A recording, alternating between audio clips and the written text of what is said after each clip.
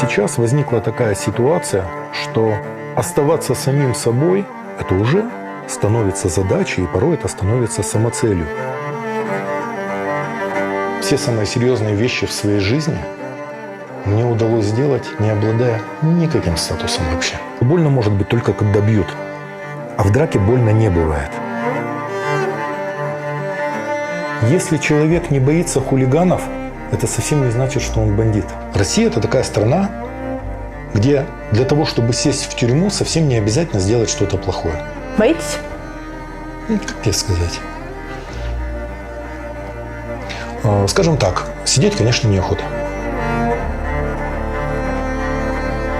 Вот это вот финансовое удушение городов, это стало основой политического менеджмента. То есть правильно поклонился, правильно проголосовал, ну тебе там краник приоткрыли, плохо проголосовал, краник закрыли. Все знают, что в городе был мэр, который никогда не брал взяток, и в городе был мэр, к которому мог попасть каждый из жителей города. Конечно, я хочу видеть свою страну другой. Конечно, я хочу видеть власть в своей стране совершенно другой.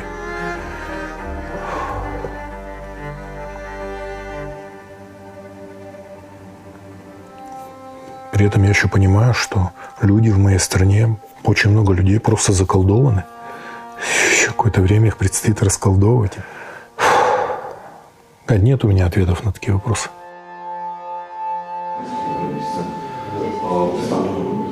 Известно, что иконописцы писали иконы только под естественным освещением. Вот эти оклады, здесь гравировка, чекан, золочение, это все делалось у нас. Это очень высокий уровень работы, это ювелирный уровень работы. Посмотри, как сделана одежда. Вообще вот эта разделка вот эта вот, особенно здесь золото на белом, это сложнейшая история.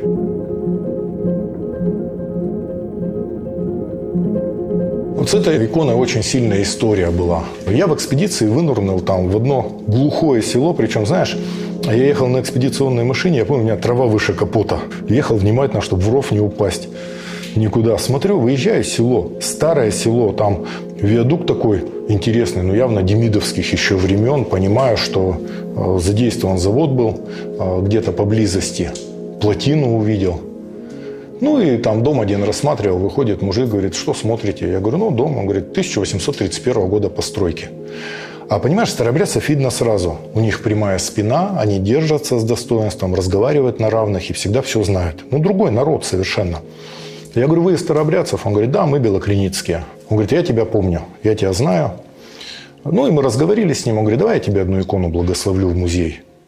Ему он открывает амбар. И вот это вот, мы с ним вдвоем еле вытащили, она больше 70 килограмм весит. Это, говорит, целая история. У нас, говорит, церковь, когда разрушили нашу, мой дед на спине ее ночью вытащил в 29 году. И вот она 70 лет там в амбаре простояла. Я говорю, слушай, а что... там вот охотники разные за иконами не приходили. Он говорит, ты что, один раз приехали? И мне говорят, о, дед, отдай. А я им говорю, да как же я вам отдам, она у вас никуда не поместится. Они, говорит, достают ножовку. Я говорю, да мы ее сейчас распилим, и это... И он говорит, я снял ружье со стены, говорит, я вам сейчас распилю. Вот, Михаила Степановича его звали, этого мужика, он, слава богу, жив-здоров еще. И он мне ее отдал в музей. И сижу уже сейчас, думаю, надо описание же делать. Надо же посмотреть, как ее иконописец назвал. Выхожу, написано, будущее пришествие Господа нашего Иисуса Христа. И вдруг смотрю внизу, маленькая ссылочка, Евангелие от Матфея, глава 25, стих 31. Я открываю прямо на этом месте. Так вот, Матфея, глава 25, стих 31. «Когда придет Сын Человеческий во славе Своей, и все святые ангелы, и соберутся пред Ним все народы, и отделит одних от других, как пастырь отделяет овец от козлов, и поставит овец по правую сторону, а козлов по левую. Тогда скажет царь тем, которые по правую сторону, придите, наследуйте царство, уготованное вам от создания мира. Ибо алкал я, и вы дали мне есть, жаждал, и вы напоили меня, был странником, вы приняли меня, был наг, и вы одели меня, был болен, вы посетили меня, был в темнице, и вы пришли ко мне. И тогда праведники скажут ему в ответ: Господи, когда мы видели тебя алчущими, накормили, или жаждущими, напоили? Когда мы видели тебя странниками, приняли, или нагими одели? Когда мы видели тебя больным или в темнице и пришли к тебе? И тогда царь скажет им в ответ: истинно говорю вам, так как вы сделали это одному из всех братьев моих меньших, то сделали мне. Тогда скажет и тем, которые по левую сторону: идите от меня, проклятые, в огонь вечный, уготованный дьяволу и ангелам его. Ибо алкал я, и вы не дали мне есть, и жаждал, вы не напоили меня, был странником, не приняли меня, был наг, не одели меня, болен в темнице, и вы не посетили меня. И тогда они скажут ему в ответ: Господи, когда мы видели тебя алчущим, или жаждущим, или странниками, нагим и больным, или в темнице, и не послужили тебе? И тогда он скажет им в ответ: истинно говорю вам, так как вы не сделали это одному из сих меньших, то не сделали мне. И пойдут они в муку вечную, а праведники в жизнь вечную. И вот это все здесь, в этой иконе. Вот смотри, вот которые хорошие, вот видишь, они такие хорошие, им солнечный свет, тепло, там ангелы, что-то приятное. А тут молния, гром, тут архангелова труба. И вот они все, они уже сейчас вроде уже и не рады, и уже, знаешь, все готовы извиниться, а поздно. Пока мы видим совсем другую историю. Сейчас мы видим победу абсолютную зла. Слушай, вот это вот, то, что ты сейчас сказала, это очень страшная история, когда мы видим, что зло безнаказанно, что зло побеждает, зло торжествует, зло радуется само себе, то, что оно зло. И когда у людей падает вера, просто теряется вера, потому что на их глазах торжествует абсолютное зло. Это серьезная, тяжелая история и такое испытание для людей. Но если ты не можешь изменить, ты хотя бы можешь в этом не участвовать. Первое, что ты можешь хотя бы в этом не участвовать. То есть, если есть в тебе чуть больше сил, найди, что ты можешь этому противопоставить. У вас есть вообще хоть какие-то силы? Как у всех. Так же больно. То есть, у меня это не проходит. Но я нахожу, что сказать людям, которые ко мне приходят. Как-то. Все равно же нельзя сдаваться. Все равно нельзя сдаваться. Даже ты будешь понимать, что зло побеждает на всей планете, но все равно же ты не можешь с этим согласиться. Смотрите, это может быть любого цвета, которого вы захотите. Мне нормально все. Чего? Зеленый? Зеленый нормально. Пусть будет зеленый.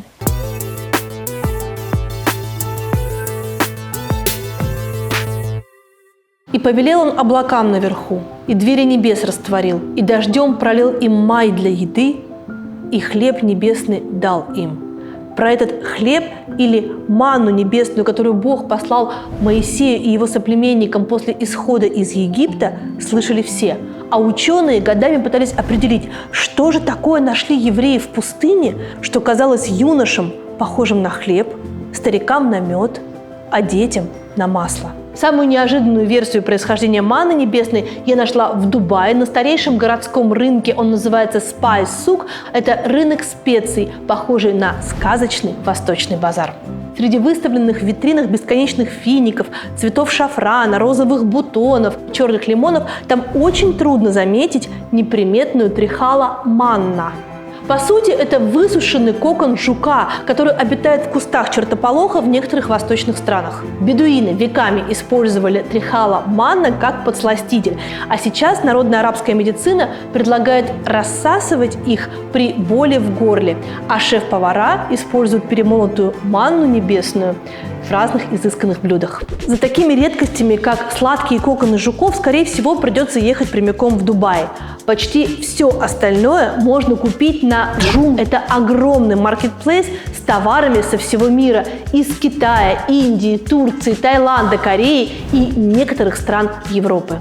Одежда, косметика, товары для дома, сада и животных. Все, что угодно для детей. Инструменты и украшения. Вот это все здесь можно купить буквально за пару кликов. И никаких подвохов, которых можно ждать на базаре.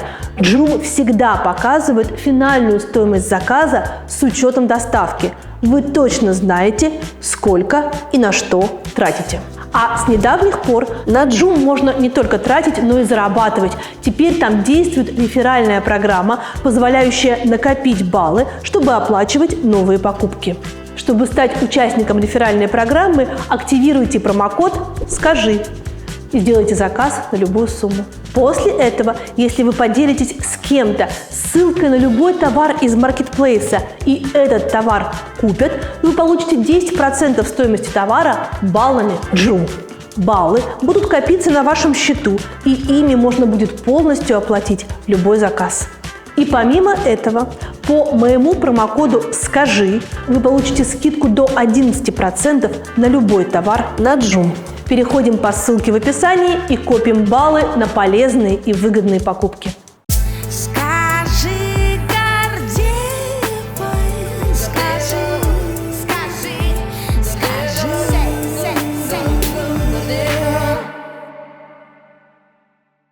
Как вы сейчас живете? Как живу. Ну, слушайте, у меня ощущение есть такое иногда, что как будто бы 24 февраля все не кончается, как будто мы в одном и том же дне живем. Ну, есть такое, у меня такое же ощущение. До войны и после войны. До войны и вот во время войны. То есть такие же ощущения. Такая же тоска, такая же тревога. Самое страшное, что ты вдруг видишь, что зла много, что зло побеждает, что зло поддерживает, что зло торжествует.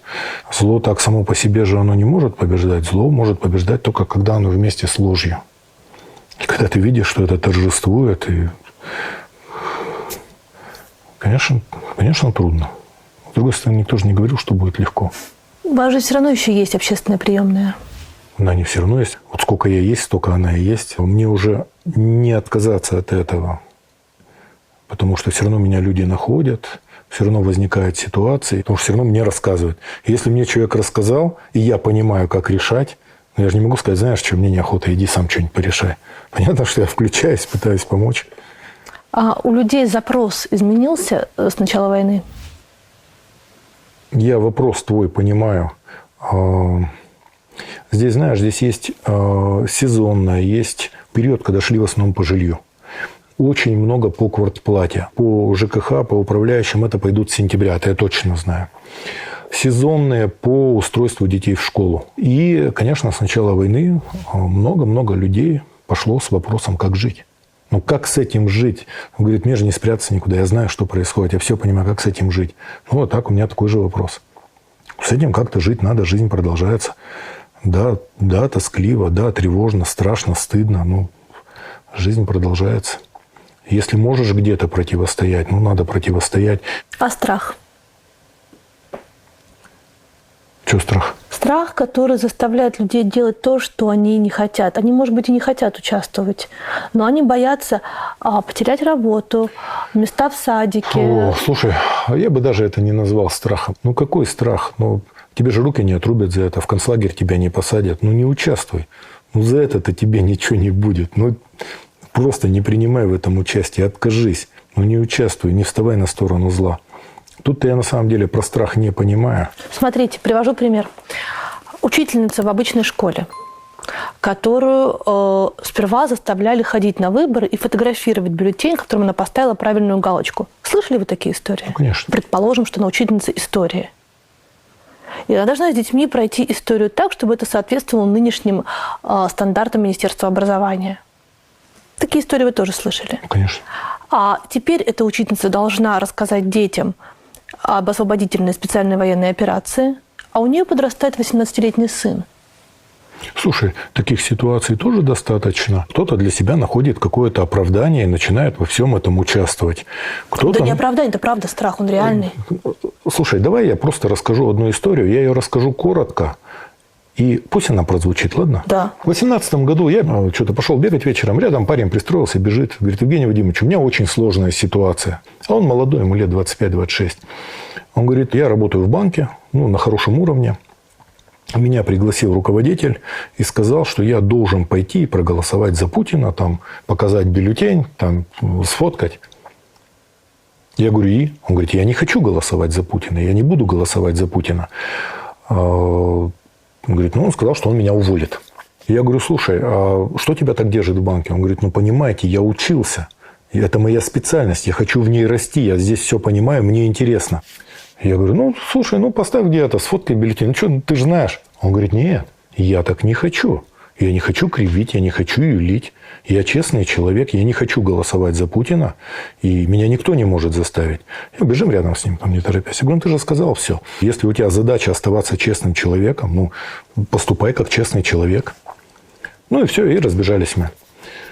Проходит время, наверное, полгода. Парень бежит рядом, говорит, Евгений Вадимович, вы меня помните? Я говорю, нет, я приходил, вот я в банке работаю. Он говорит, что? Он говорит, да, я пришел к начальнику и сказал, что я не буду в этом участвовать, я против этого, это нечестные выборы, я не буду в этом участвовать, никогда не стану голосовать за Путина. Я говорю, что? Он говорит, я ему не дал себя уволить, я сам уволился. Я говорю, и что? Он говорит, ну, я потом начал там рассылать везде резюме, и в один серьезный банк разослал, а меня пригласили на собеседование. И говорят, вы нам подходите. А я им говорю, ну, вы не знаете, почему я ушел. И рассказал, почему я ушел. Тогда говорят, вы нам еще больше подходите, нас интересуют люди, у которых есть свое мнение, которые не боятся его отстаивать и которые не врут. Все, его взяли на работу, и он на другом уровне сейчас. До какого уровня можно дорасти в России, высказывая свое мнение?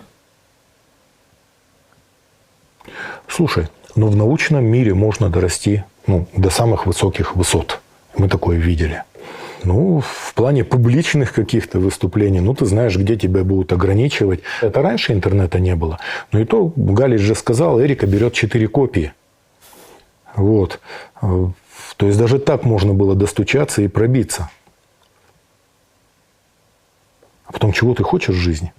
Сейчас возникла такая ситуация, что оставаться самим собой – это уже становится задачей, и порой это становится самоцелью. Когда ты видишь, что тебя с той стороны склоняют здесь жизнь тебя подводит, что здесь где-то кивнуть, где-то согласиться, где-то какую-то, может, неочевидную подлость, там где-то себе изменить. И вот на этом фоне оставаться самим собой просто становится основной задачей и самоцелью.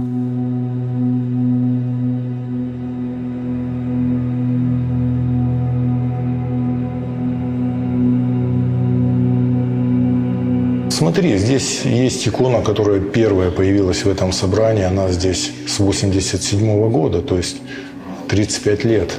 Называется Богоматерь Египетская. Я в свое время купил за $10 тысяч. В начале 90-х годов это столько стоила трешка в центре города, полнометражная. А почему вы ее купили? Потому что я собирал, потому что я что-то понимал уже, пытался как-то сформировать. Слушай, я иконами занимаюсь, лет, наверное, с 14, так вот. Это история сознательно религиозная? Это не Или религиозная. Это история такая, скорее, спекулянтская, потому что это дорого стоит? Нет.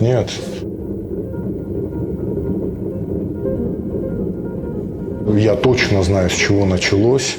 Здесь вот рядом училище имени Шадра. У меня мама там училась. И она, потому что хорошо училась, ее наградили путевкой в Ленинград в 1964 году. И вот она поехала в Ленинград. Она деревенская девчонка, она привезла альбомы из Русского музея. И для меня эти альбомы, такие мои детские книги были. И осталось в голове. В начале 70-х появилась книга Солоухина «Черные доски». Вот, и я прочитал, и уже читал осознанно. Потом у меня вокруг моей деревни там были сплошь заброшенные деревни.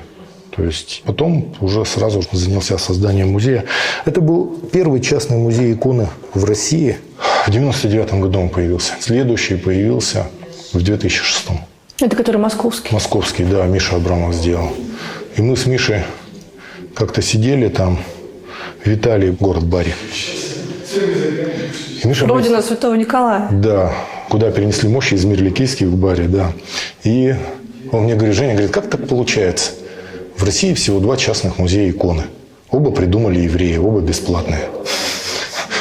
Так бывает. Но вот Миша погиб сейчас, я один остался.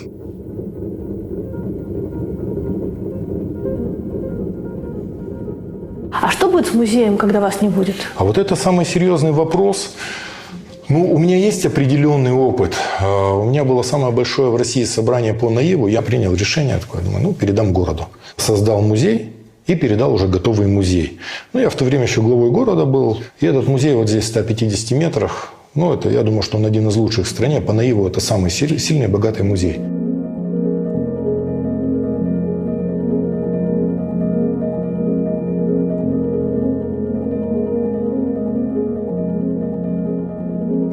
как-то Петровский приехал в Екатеринбург, говорит, вот если Женя Ройзман когда-нибудь там Невьянскую икону передаст государству, будет здорово.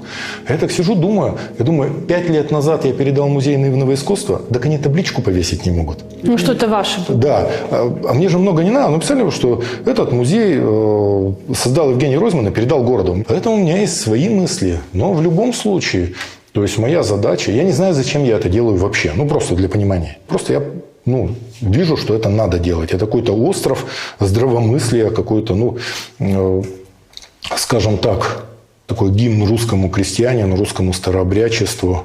Потому что это очень хороший, едва ли не лучший тип русского человека. Для меня это очень важно. Объяснить, зачем я это делаю, зачем я на это трачу деньги. Музей обходит содержание музея там порядка 300 тысяч в месяц, при любых раскладах. Это если не комплектовать музей. Это просто сохранение, реставрация, постоянное обслуживание. То есть это серьезная история, и я до конца не могу понять, что я делаю. Потому что если когда-нибудь у меня дома узнают, во сколько у меня обходится, меня выгонят и будут правы.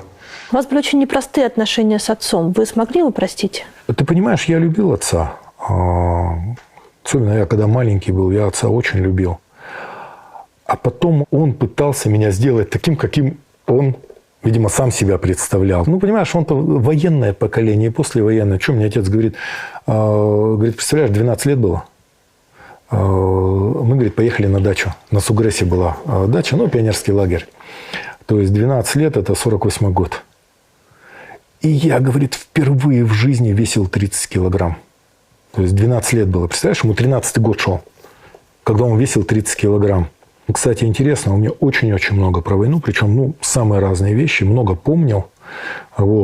И у меня были свои претензии. И он меня какой-то момент такой плотностью опеки, я вынырнул просто из-под этой опеки. Он довольно жестко вас воспитывал. В те годы это было в порядке вещей. Другое дело, что я не мог противостоять. Я за всю свою жизнь, я не просто грубого слова, я просто никогда в жизни невежливо с отцом не разговаривал. Из дома вы ушли? Я ушел из дома, да. То есть я нашел такой ход. То есть я, может быть, не в лобовую, но я не поддавался этому давлению. Нашел способ уйти из дома. Но у меня по-разному, мне с отцом всегда было о чем говорить. Где-то какие-то вещи по-разному были, где-то он, сколько-то умудрялся залезть в мою жизнь, потому что ему надо было общаться там со всеми моими женщинами, со всеми моими детьми и так далее. Но, тем не менее, я, когда стал старше, я понимаю, как много отец сделал для меня. Даже ни о чем, не говоря, просто организовав мое чтение когда-то, обратив внимание на какие-то важные книги. Отец когда-то сумел мне объяснить, что больно может быть только когда бьют, а в драке больно не бывает. Потом он мне сумел объяснить, что мой соперник, кто бы он ни был, он меня боится точно так же, как и я его. И я должен это понимать. Что когда мне тяжело, в какой-то ситуации, он должен знать, что люди, которые рядом со мной, им точно так же тяжело. Научил обращаться с ножом, с топором, научил разводить костер под дождем, показал, как организовать в лесу ночлег, как вести себя на сплаве и так далее. Плюс, конечно, чтение, то, что он для меня Брэдгарта, Джека Лондона открыл, Марка Твена, точно так же Бунина, точно так же Чехова, потому что моим чтением руководил мой отец, подсказывал, подсовывал мне. Поэтому, да, у меня есть вещи, через которые не могу перешагнуть, но я сейчас, отцу 86 лет, 87-й, то есть сейчас ему достаточно сложно, но даже в таких ситуациях я умею с отцом разговаривать. Так вижу, когда снова проблески чувства юмора, какое-то критическое мышление. Интересно. Мало ли, что мне в детстве не нравилось. Но единственное, понимаешь, кто-то воспитывается на позитивных примерах, кто-то на негативных примерах. Негативные примеры, как правило, оказываются гораздо сильнее. Я, например, ни одного своего ребенка в жизни пальцем не тронул. Просто пальцем не тронул, а не представляю, как ребенка можно ударить, оскорбить. У вас 4 девочки и 1 мальчик, правильно? Да. Вы хороший отец? Не, какой я хороший отец. Другое дело, что я своих детей любил, я всегда им читал. Всем? Читал всем, конечно. Я всегда любил своих детей. Понятно, что я всем своим детям не додал. Понятно, что меня это сейчас мучит, что я не понимаю, как... Я не знаю, как воспитывать детей. Дети предъявляют вам претензии, что вы в этой семье не живете, в этой семье не живете? Я думаю, что у моих детей есть на меня обиды. Где-то они сформулированы, где-то не сформулированы. Но я все равно их люблю, я их честно, искренне люблю. Расскажите про них. Да нет. Ну как? Ну, Нет. 5 человек, это же интересно, кто какой. Нет. Дети разные, хорошие. Я люблю своих детей. То есть мне за них не стыдно. Моя задача главная, чтобы они выросли свободными и сильными людьми. То, что они все не злые, то, что они добрые.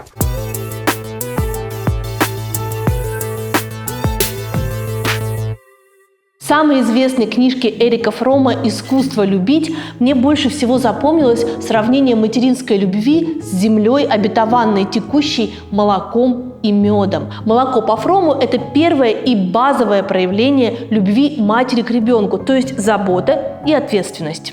А мед, как пишет Фром, это установка, прививающая ребенку жизнелюбие, дающая уверенность в том, что жить хорошо. Хорошо быть маленьким мальчиком или девочкой, хорошо просто быть на этой земле. Выходит, что безопасность и любовь – это две, в общем-то, одинаково важные базовые потребности.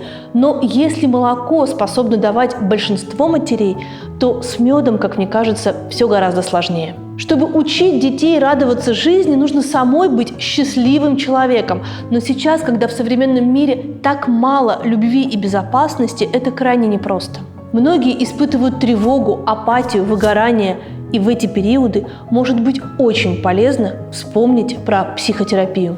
Найти подходящего терапевта – задача не из легких, но в сервисе «Ясно» постарались сделать все, чтобы эту задачу максимально упростить. Во-первых, это онлайн, то есть ехать никуда не нужно. Во-вторых, не нужно долго скроллить сайт, чтобы изучать опыт и образование специалистов. В «Ясно» просто не берут психотерапевтов без хорошего образования и рекомендаций. Поэтому можно быть уверенной, что психолог поддержит, поможет рассказать вашу историю, будет слушать и слышать. А выбрать подходящего именно вам психолога поможет алгоритм. Вы заполняете несложную анкету, где указываете, что именно хотели бы обсудить в первую очередь, а сервис тут же показывает вам специалистов, работающих с похожими проблемами, и когда к этим терапевтам можно записаться на прием. К слову о детях и матерях. Вот тут в анкете на эту тему есть отдельные пункты для обсуждения: отношения с детьми или с родителями и беременность и рождение ребенка. 50-минутная сессия стоит 2850 рублей. А с промокодом Гордеева вы получите еще и 20% скидку на первую консультацию. Переходим по ссылке в описании, регистрируемся в сервисе «Ясно» и выбираем подходящего под ваш запрос специалиста.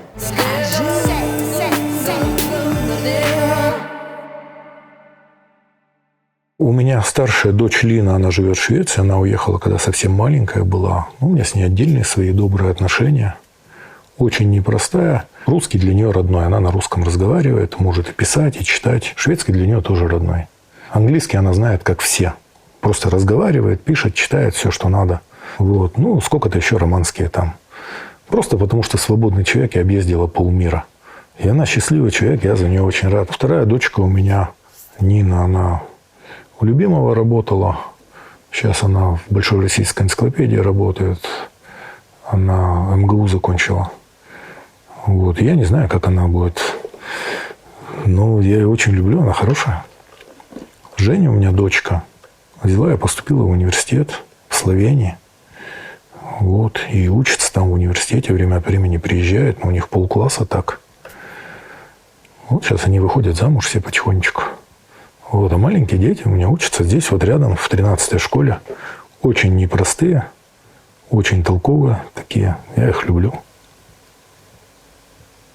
Но они потихонечку начинают между собой знакомиться.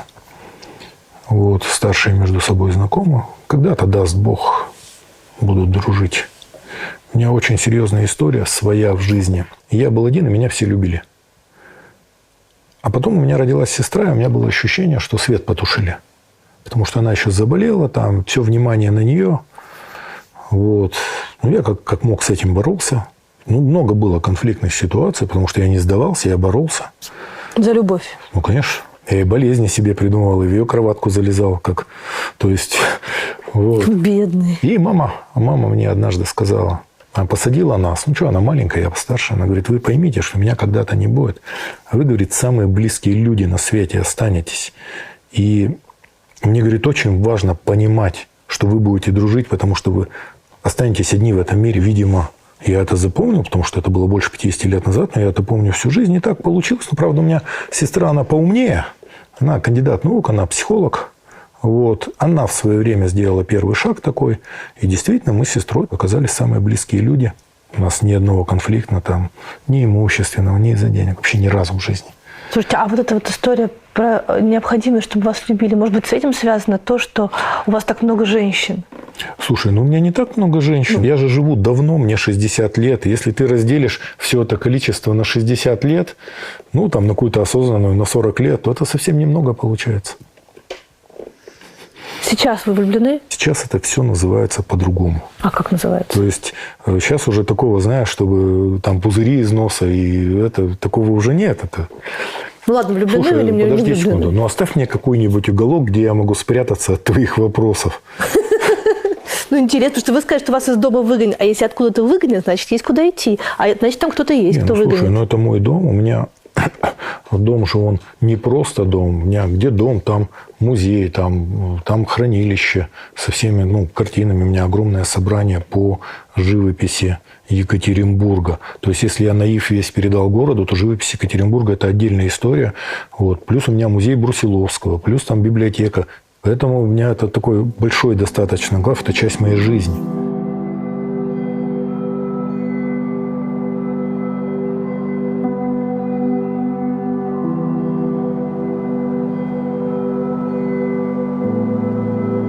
Это вот мое рабочее место, если что. Ваше рабочее место? А что вы здесь делаете? Работаю. Сижу, занимаюсь, пишу, описываю. Вот вы сейчас, кстати, сами себя как идентифицируете? Вы кто? Я историк, исследователь. Ну, это основное мое. Многолетнее, основное, постоянное. В связи со всем происходящим у вас есть искушение закрыть здесь дверь, остаться здесь и не выходить во внешний мир? Ничего не читать, ничего не знать? Не читать у меня не получается, потому что мне гораздо спокойнее ориентироваться в пространстве и знать то, что происходит, даже если это то, что происходит, мне не нравится. А вообще, конечно, постоянное желание как-то отгородиться, спрятаться, уйти от контактов. Ты же не можешь отгородиться. Тем более я все равно хоть как-то я пытаюсь на ситуацию влиять там в меру своих сил. Ну, смотрите, у вас все равно как бы репутация политик, общественный деятель. Слушай, я никогда не стремился в политику. Ну как? Так. В выборах-то вы участвовали. Мало ли, что я участвовал. Я никогда не стремился в политику. Я никогда не выстраивал себе этой карьеры. Я никогда об этом не думал. Для меня это были инструменты, мощность которых я до какого-то момента даже не понимал. Первый мой шаг в политику – это у меня была совершенно четкая задача, чтобы меня не посадили, чтобы не разгромили фонд, чтобы не уничтожили мое дело. Это была единственная причина, по которой... То есть это инструмент был для вас? Конечно. Я еще тогда мощность этого инструмента, значение этого инструмента до конца не понимал. Но это был такой спонтанный шаг. И решение было принято, в камере сидели, потому что иначе катком едут. Но я попал в очень сложную ситуацию изначально. Если бы меня не избрали, то меня бы закрыли. Я же очень хорошо знал, с кем мы вошли в противодействие, какие у них методы. Там начальник криминальной милиции звонит судье и говорит, там Ройзмана привезут, надо закрыть. Он говорит, так а за что? Он говорит, придумай там что-нибудь, надо закрыть, дай ему хоть 15 суток. Да хоть 10, говорит, да 5 суток, дай, нам достаточно. Вы откуда знаете? Я знаю, кто присутствовал при разговоре потом. Он говорит, я ему потом как в глаза буду смотреть? Он говорит, слышь, да нам его только до тюрьмы довести, ты его не увидишь больше. И судья нашел в себе мужество. Он непростой был мужик. Фамилия была Тарасенко. Мастер спорта по штанге в прошлом. Такой дядька. Он нашел в себе мужество, он меня отпустил. В Екатеринбурге, по-моему, простых людей вообще не бывает. Слушай, здесь по-разному бывает, но всегда здесь находятся люди, способные на поступок.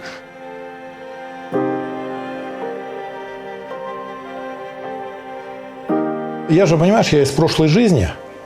Ну, я насмотрелся. Ну, мне доводилось общаться с самыми разными людьми. В самых разных обстоятельствах я видел таких брутальных, могучих таких. Вот. Но видел таких интеллигентов в очках. Я, кстати, все время хочу спросить, как у вас это сочетается. Нормально сочетается. И вдруг у меня возникла совершенно конкретная ситуация. Меня откровенно хотели закрыть, меня сажали в тюрьму. И вдруг вот с теми, которые такие были сидевшие, брутальные такие, с ними переговорили. И они раз так тихонечко отъехали в сторону. И в то же время университет, мои научные руководители написали очень жесткое письмо Путину.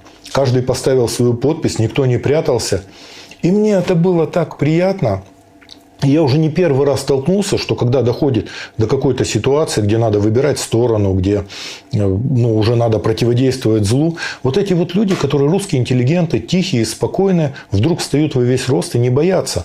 И поэтому для меня русский интеллигент – это бренд.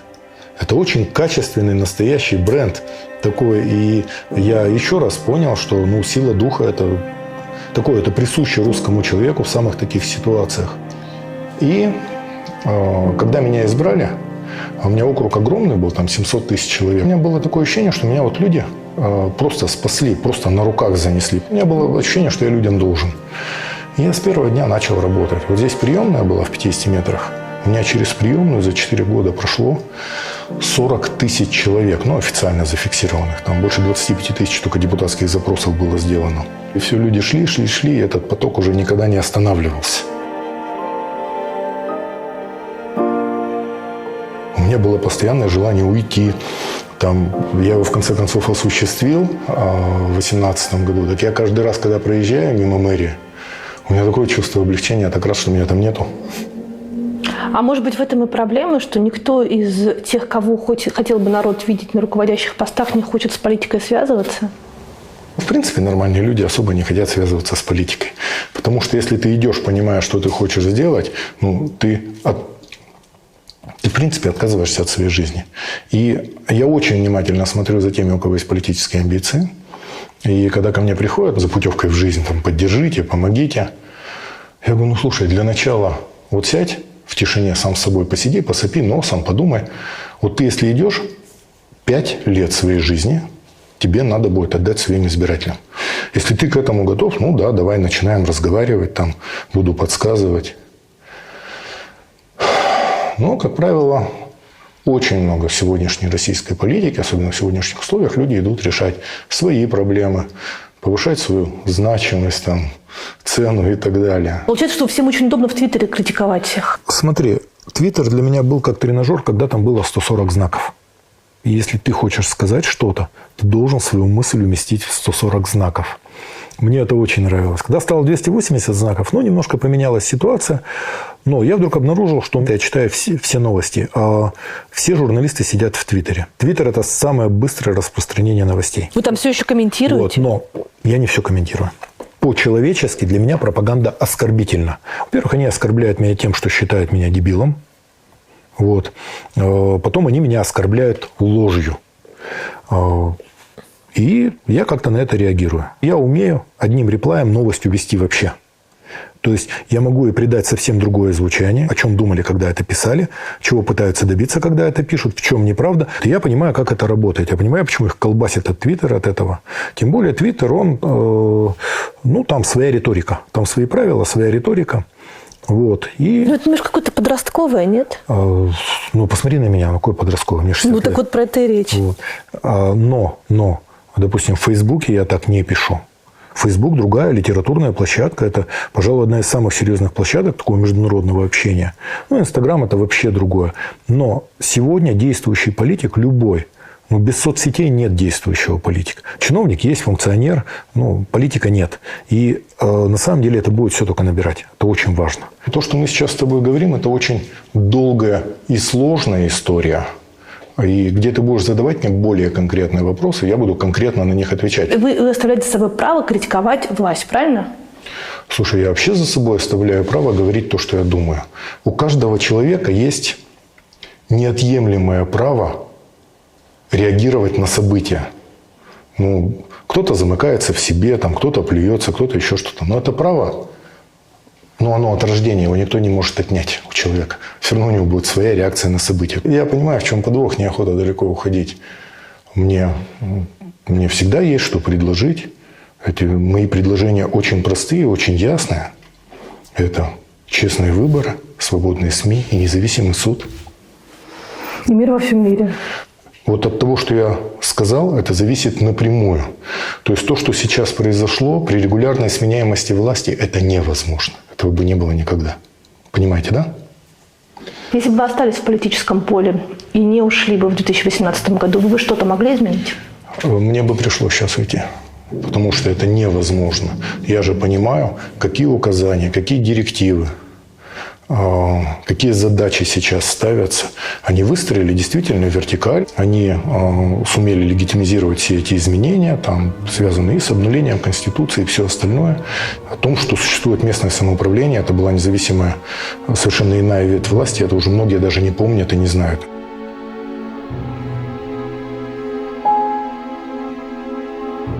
Я ушел вовремя, скажем так, потому что во всем этом я участвовать не смог бы физически.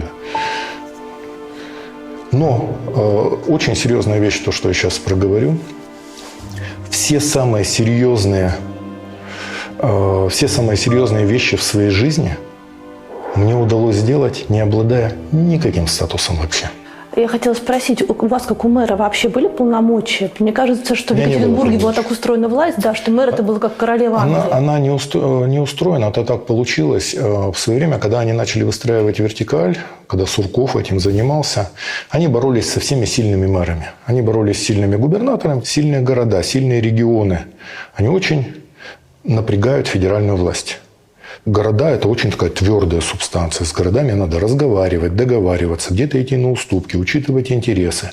Но сильные города – это сильная страна. По-другому не бывает. Не бывает так, что города слабые, а страна сильная. Но с городами надо разговаривать, с твердыми договариваться сложнее. Надо тратить энергию, идти на уступки, там, искать компромиссы. Им неохота этого делать. Они все упрощают. С мягкими разговаривать гораздо проще.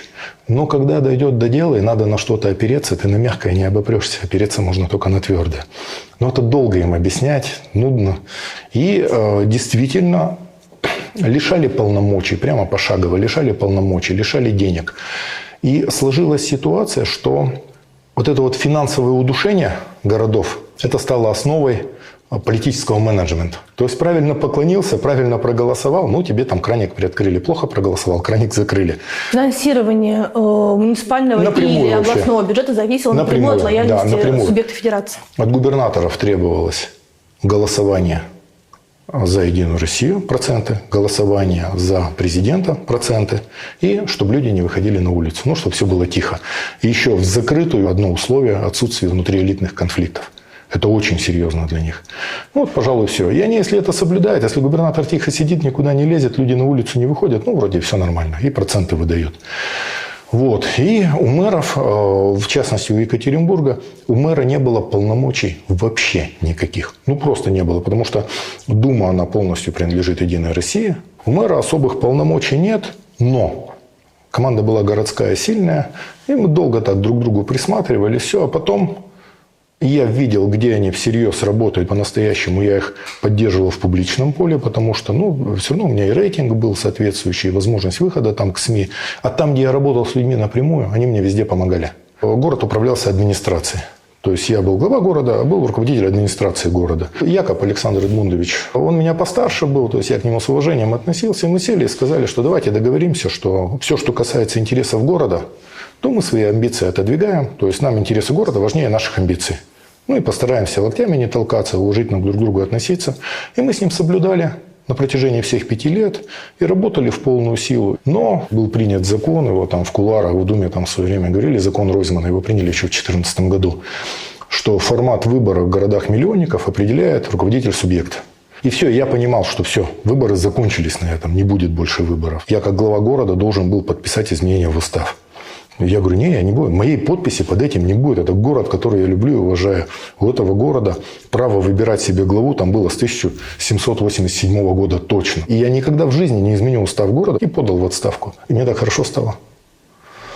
Так нормально, спокойно. Я хотя бы ничем не замазался.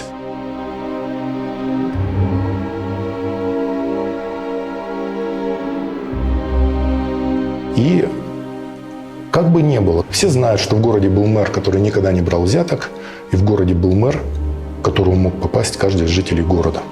Ну, хотя бы так мне достаточно. Но, видите, все равно ни к чему не привело. Вот это не обидно? Слушайте, ничто ни к чему не приводит. То есть и в то же время все приводит ко всему.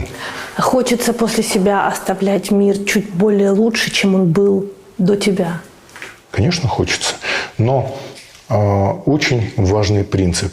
Вот никогда не начинай спасать мир.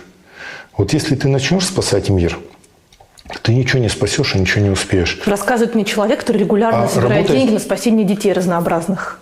Конкретных детей. Вот конкретная ситуация и конкретный человек. Я не могу спасать мир, потому что у меня просто времени нету. А вот каждого человека, кто попадает в поле зрения, там, ну, докуда руки дотянутся, можно. И вот эта вот конкретика спасает. Когда вы принимаете людей в свои общественные приемные, вы их принимаете как кто? Когда я снова начал вести приемы, я их не мог не начать вести, потому что люди идут, и все равно спрашивают, а где Ройзман, а вот там вопросы, старые какие-то вопросы, которые когда-то я начинал решать, и ну надо довести до конца. И я понял, что ну мне от этого не деться, тем более мой телефон там полгорода знает. И я когда сказал, что я буду вести приемы, мне тут же кто-то написал, в каком качестве вы будете вести приемы. Я написал, что я буду вести приемы в качестве самого себя. Это такое нормальное такое качество, устоявшееся, отвоеванное. Я эту работу понимаю лучше и лучше многих. У меня куча личных знакомств. Я знаю, как расположены эти кнопки и на какую нажимать. Вот. И поэтому, пока у меня этот ресурс есть, я его наработал, этот ресурс, я могу себе позволить на пользу людей как-то его использовать. И было бы нелепо, если, имея этот ресурс, ну, я бы где-то что-то отсиживался. А как вы решаете вопрос? То есть вы, правда, звоните там какому-то своему знакомому, не знаю, в Горгаз и говорите, вот там-то нет газа. Знаешь, есть очень интересная вещь, которую я впервые увидел в Государственной Думе. Куча фракций, партий, куча интересантов, самых разных. Но из 450 человек, ну, из человек 30, которые реально работают, и они все друг друга знают, и они все друг другу помогают, поддерживают, потому что люди, которые работают, они вызывают уважение в первую очередь у тех, кто умеет работать. Здесь ровно то же самое. Я знаю всех тех, кто гораздо работать. Я могу находиться на самых разных позициях. У меня руки развязаны, я прошу не для себя. Для себя я бы не стал звонить и просить, мне неловко. Но когда ко мне кто-то пришел, и я вижу очевидную несправедливость, понимаю, как ее решить, понимаю, кто может это решить, и в несколько слов человеку говорю, что произошло, и он тоже понимает, что это можно решить, каждый работающий человек, зная, что он способен это решить, он это решит. Потому что результат проделанной работы для любого нормального человека, ну, это очень важно.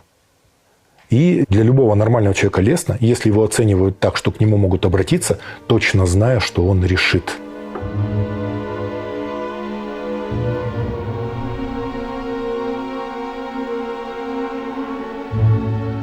Давай короткую историю расскажу. Очень важная такая история.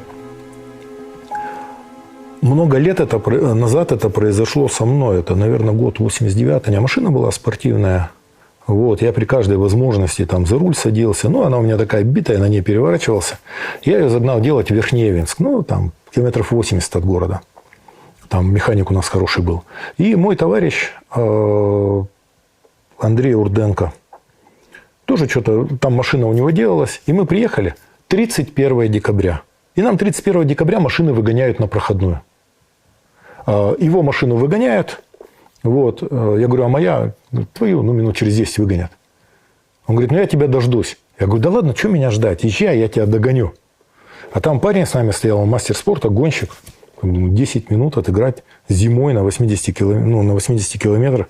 Он говорит, да не. Тот говорит, слышишь, не передумал. Мы с ним поспорили на ящик коньяку. И он поехал. Мою машину выгнали тут же. Он говорит, ну давай хоть через 5 минут поедешь. Да не, уж 10, так 10. 10 минут он отсечку дал. Я поехал. Поехал, ну, 1,5-литровая восьмерка. Ну, подготовленная, нормально. Все, там связки поворотов. Зима, обочины заснежены. У меня первый же это там понесло в сугроб. Ну, как-то отработал. У меня сугроб через капот, через машину, через крышу. Не видно ничего. Ну, как-то вырулил, вваливаю, там, скорость 160-170 на прямых. В поворотах как-то там гашусь, обочины цепляю. И понимаю, что он так не поедет. И вдруг еду, и там такая связка поворотов, выхожу из нее. луна, ночь. И вдруг вижу, там скала такая, и машина, мигалка замигала. Мужик с бабой бегает, руками машет. У меня скорость там больше 160. Там, ну что, я отреагировать не успеваю. Ну и вваливаю дальше. А потом что-то, все равно, все, я начинаю тормозиться в обочину, чтобы как-то скорость погасить. Вздохнул, обратным задним ходом еду, так что у меня шея затекла. Там. Доезжаю, что случилось? Они говорят, у нас масло вытекло. Времени надо понимать. Минус 30 на улице, 31 декабря, перед Новым годом, вечер, там часов 9 уже. Я говорю, ну ладно, что говорю, открываю багажник, достаю масло, наливаю им масло, жду, пока заведутся, проверить, что работает, не работает. И говорю, вот представляете, если бы меня не было, если бы я не остановился сейчас, вот что бы вы делали? Они говорят, а мы знали, что вы поедете, и мы знали, что вы остановитесь. Я говорю, откуда? Они говорят, а перед вами парень ехал на 8. И он говорит, там сейчас за мной один сумасшедший едет, скорость будет большая, вы там руками помашите, он вас увидит, остановится, у него масло есть, он вам даст. Я говорю, а если бы я не остановился? Они мне говорят, не, он сказал, что я его знаю, он точно остановится и точно даст масло. Я вот так еду, уже никуда не тороплюсь и думаю, ничего себе, мой товарищ вот так вот выдал мне такой аванс, который я отрабатываю всю свою жизнь. Понимаешь? Все, он мне отрезал все пути для отступления. И вот так получилось. Я точно понимаю, что это вот для меня осознанно это первый был поворот в другую жизнь какую-то. Вам важно чувствовать себя хорошим человеком? Мне это себе важно, внутри себя. Мало того, я когда ложусь, вечером засыпать, я пытаюсь вспомнить, что я за сегодня сделал, там, принес ли я хоть какую-то пользу. Не даром ли я прожил жизнь, день.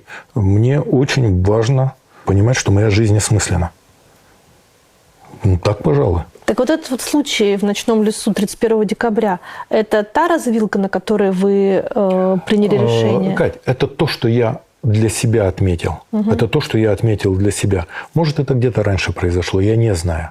Но это тот случай, который он мне вообще отсек все пути для отступления. Можно ли говорить, что эта история в лесу каким-то образом стала началом конца вашей истории лихих 90-х? Да, слушай, вот первая очень серьезная ошибка, которую делают многие люди, такое поверхностное суждение. Если человек не боится хулиганов, это совсем не значит, что он бандит. Понимаешь? Понятно, да, объяснил? Я никогда не был бандитом, я никогда не был рэкетиром. Понятно, что я в бизнесе, я до 80-го года, там год 78-79, мне было совсем мало лет, я уже что-то искал, какие-то алгоритмы зарабатывания денег, а потом меня посадили, потом я освободился, поступил в университет, снова я начал зарабатывать деньги году в 85-м, искать возможности какие-то для зарабатывания. В году в 87-88 мы уже так достаточно серьезно работали нелегально по ювелирке.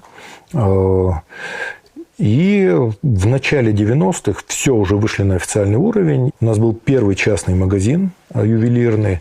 Мы развивали здесь свое производство. Причем и у меня, и у моего компаньона это предмет особой гордости, что мы ничего не приватизировали. Мы не брали ничего, что осталось от Советского Союза. Мы просто вытащили деньги, по карманам скинулись и с нуля начали вот это производство. Там у нас бывали времена, там до 500 человек народу работало.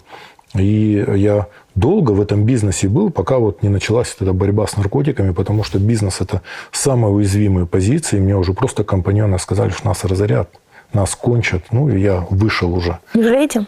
Нет, бизнес продолжается. У парней, может, не такой доходный, но он все равно красивый. Они все время ищут, как сделать красивее, как сделать лучше. И в ювелирке доходили до очень серьезных высот.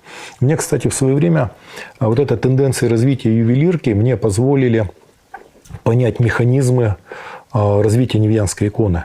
Что очень много от заказчика. Когда заказчик богатый, грамотный, искушенный, он знает, что хочет получить за свои деньги, или то, чего он никогда не видел, то есть еще дальше зашагивает.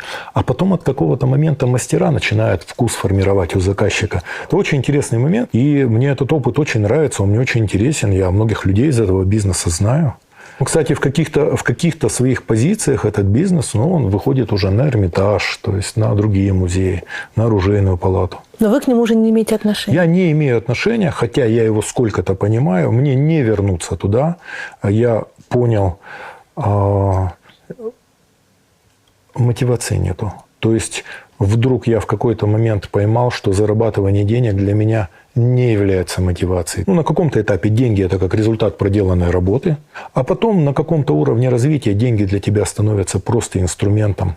Это возможности твои. Это Минея. Минея – это сентябрь-октябрь, она за 2 месяца. Если бы они висели в ряд, их бы было 6 штук. По 2 месяца. Здесь 300 человек святых за 2 месяца каждого празднования. Эта икона висела в часовне в Баньгах.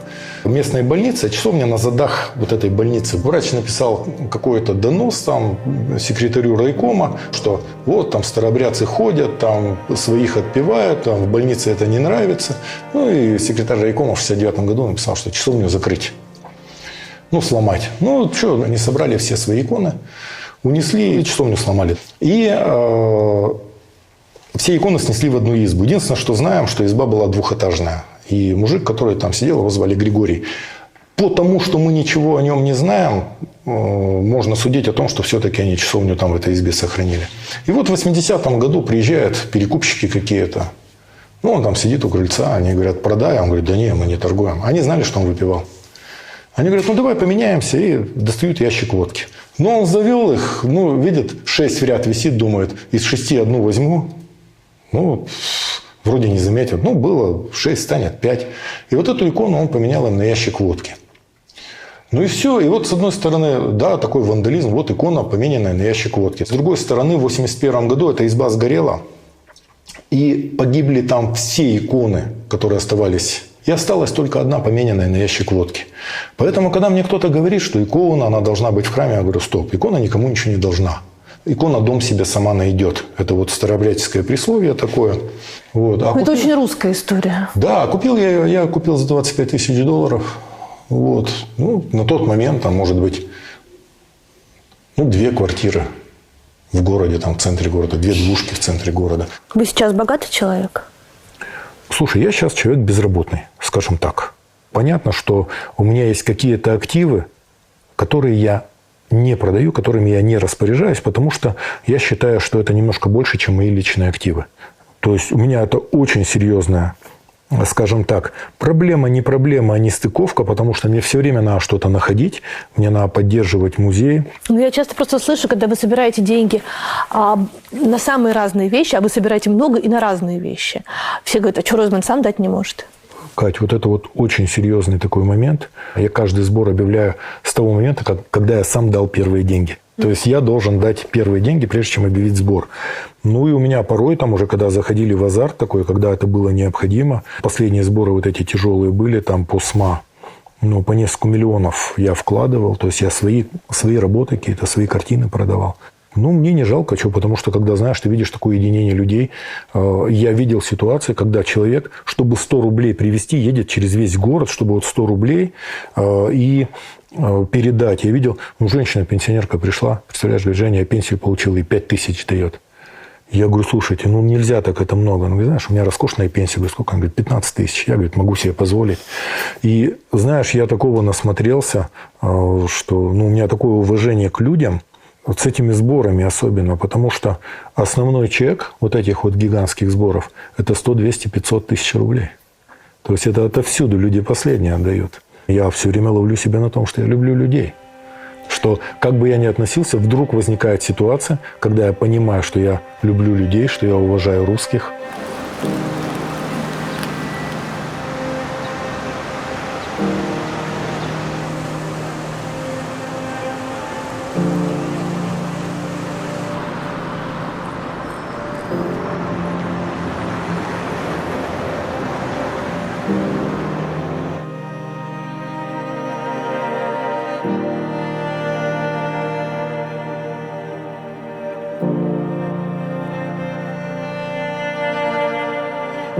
Екатеринбург 90-х – это очень странный симбиоз из силовых структур, из тех, кто сидел, из бывших афганцев и из уралмашев. Это не симбиоз, наверное. Это Уралмаш по тем временам – это варвары с окраин. Вот. Здесь были свои в центре группировки такие, мажоры, но они… Центровые? Да, но они очень быстро поняли, что выживают другие. Сначала это была такая территориальная история. Одновременно с этим появились афганцы, свое сообщество, которые свою силу понимали, умели обращаться с оружием, были достаточно дружны. Одновременно с этим УБОП, который в какой-то момент стал откровенно коммерческой структурой. Которых синие называли? Нет, синие – это уголовники. Синие – это уголовники. Это чистые уголовники, но и уголовники тоже были вынуждены поднимать какой-то бизнес, контролировать какой-то бизнес. Они тоже были, потому что залог выживаемости стал иным. То есть не стало советской власти, и появились другие возможности своего позиционирования, скажем так, в этом мире. Но, на мой взгляд, самая страшная, конечно, группировка это была УБОП. Потому что, да, уралмашевцы это страшно, центровские страшно, синие страшно. Но они хотя бы погоны не носили, не прикрывались этой идеологией. У них не было идеологии. Вот. А у этих-то была идеология, и они под нее прятались. То есть, оборотни это всегда страшнее, чем открытые такие хищники. Но так или иначе, все эти дерзкие, свирепые, все вот эти разборки кончились тем, что те, кто стоял во главе группировок, оказались во главе крупных бизнесов и даже в политике. Слушай, да их в живых практически не осталось. Перестаньте. Это знаешь, что должна быть отдельная тема. Да, это первоначальное накопление капитала, да, свирепые, голые, нищие. Но лидеров не осталось практически ни у кого. Никого. В живых не осталось. А те, кто лидеры остались, сколько это лидеры, знаешь, там те, которые контролировали финансовые потоки, бухгалтеры и так далее. Многие ушли в политику. Я думаю, что частью для поддержания значимости и охраны своей территории. Многие из них оказались совершенно нормальными людьми, то есть что-то делают, то есть у них есть какой-то избыток, из этого избытка там, они людям помогают. И такое тоже. Ты понимаешь, вот очень важную сейчас вещь проговорю. Хабарову все время пеняли, что он там из уралмашевцев. Хабаров, он один из лидеров уралмашевцев был. Но, кроме всего прочего, он был мастер спорта по лыжам, он кандидатскую защитил в свое время. Отец у него был там первым секретарем райкома, его до сих пор там в Красноуфимском районе помнят. И однажды Хабарову на какой-то пресс-конференции говорят: а вот вы там, ОПС Уралмаш. А Хабарову уже за 40 там было. И он говорит: девушка, скажите мне, пожалуйста, вы замуж, когда выходили, у вас муж был первый мужчина или это? Она вспыхнула, говорит: почему вы мне такие вопросы задаете? Он говорит: потому что представьте себе, вот вы замужем уже, говорит, лет 10. И представьте себе, что муж вам лет 10 каждый день вот так долбит по темечку, и вам напоминает, и говорит, и претензии предъявляет. И все поняли. А то, что вам все время припоминают, что вы в тюрьме сидели, что вы воровство, мошенничество, холодное оружие. Смотрите, мне этого невозможно припоминать, потому что я сам об этом рассказал. Я об этом сам рассказал, да, у меня в жизни вот такой эпизод. Представь себе, я родился на Уралмаше. То есть, мы жили там, в бараке, потом в коммуналке. Мы про это все понимаем. Потом, да, я беспризорничал. Я не жил дома с 14 лет. Я сидевший человек. Понятно, что эту часть жизни я тоже сколько-то понимаю. И я об этом говорил не раз. Я считаю, что каждому интеллигентному человеку хотя бы немножко надо посидеть в тюрьме. Хотя бы немножко. Это ужасный тезис, на мой взгляд. Что хорошего? Слушай, да, Шаламов бы с этим не согласился. Но я читал в свое время Чехова, читал Дорошевича, «Записки из мертвого дома». И я считаю, что для русского интеллигента это невероятный опыт. Хотя бы, знаешь, 15 суток. Русская тюрьма до революции и русская тюрьма сталинского периода – это разные русские тюрьмы. Совершенно разные вещи. Я полностью согласен. Но до конца понимать свою страну, не понимая эту часть, ты никогда не сможешь. Понятно, что взгляд бывает очень разный. Та ситуация, в которую попал тот ад, в который попал Шаламов, и многие другие, тот же Мандельштам. И до 5 миллионов человек. Слушай, очень интересный взгляд. Понятно, что когда человек освободился, какое-то время прошло. Джигулин попал молодым, 16-17 лет. Другой взгляд, какой-то азарт, участвовал во всех этих войнах. По-другому видел вообще тюрьму. Дунский ифрит, 10-классники. Я думаю, что одна из лучших книг о лагере, это, конечно, Дунский ифрит 58,5. Плюс по чистоте того языка, там у них есть ставка, называется «Лучший из них», она курсивом набрана. Вот. Даниил Лаль, историк, ну тот-то вообще удивительно. Тот в 1937 году умудрился написать диссертацию «Фальсификация истории во времена Ивана Грозного». Удачно вообще угадал. У него книга называется «Хорошо сидим». 10 он отсидел. Представляешь, я нашел с ним общих знакомых. Он освободился, он вернулся в университет. И знаменитая Ангелина Сергеевна Смирнова его застала. И я с ней об этом разговаривал, она вспоминала некоторые вещи. И то, что сделал Солженицын с «Архипелагом», это невероятная история. Но кроме «Архипелага» у Солженицына была небольшая вещь, которую сначала в «Новом мире» опубликовали, а потом в «Роман-газете» гигантским тиражом. Называлась она «Один день, Иван Денисович». Вот я считаю, это ода русскому человеку. И, пожалуй, это вот лучшее, что вот так написано с любовью о русском человеке вот в такой ситуации. Это очень честная еще книга такая. То есть не герой, ничего, просто вот русский человек. То есть человек без тюремного опыта уже не русский человек? Почему? Просто тюремный опыт еще что-то добавляет. Без этого никак не обойтись? Хотелось бы, конечно, обойтись без этого. Но это же не просто так поговорка «от тюрьмы и от сумы не зарекайся». И в Сибири люди живут. Это... Есть города, в которых в Сибири люди жили и без тюрьмы, типа Екатеринбурга как раз-таки. Мы не в Сибири, мы нормально на Урале. А есть города типа Ухты, например, да, где люди до ГУЛАГа вообще и не жили. И хорошо бы, чтобы они там не жили. Слушай, Норильск там, Воркута, много такого, ты что? И Сыктывкар несчастный. В общем, много городов. Сыктывкар назывался Усть-Сысольск. Кстати, знаешь, очень интересно, в языке народов Коми не было слова «воровать». Просто не было слова «воровать», не было слова «воровство». В языке народа. Проблема, знаешь, одна из очень серьезных русских бед. Ничто так не развращает человека, как охрана себе подобных. И эта психология остается очень надолго. Разумеется, поэтому я и считаю тюрьму отвратительным опытом. Замечательный опыт.